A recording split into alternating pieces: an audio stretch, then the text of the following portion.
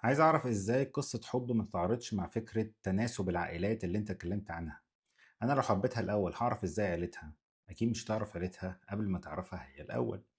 وهي دي النقطة.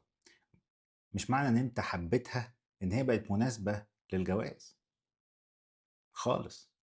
فأنت الحب بيبتدي الأول عشان يكون فيه انجذاب فيبدأ مرحلة التعارف مش الارتباط. مشكلتنا إن إحنا بنخفي مرحلة التعارف دي. خلاص بنبقى عايزين عشان بنحب الشخص اللي قدامنا ومبسوطين، عايزينه يطلع صح، عايزينه يطلع كويس، عايزينه غصب عنه يبقى مكمل معانا وعلى مزاجنا وعلى الطريقة، فنفضل نتخانق ونفضل نعافر علشان يفضل على مزاجنا ويفضل الحب والمتعة اللي احنا عايشينها تكمل. ونتعرف، نشوف مناسبين ولا مش مناسبين، مش مناسبين ما نكملش، لان احنا كده كده مش هنكمل غصب عن بعض، غصب عن الواقع. فملهاش لازمة. جاوبتك.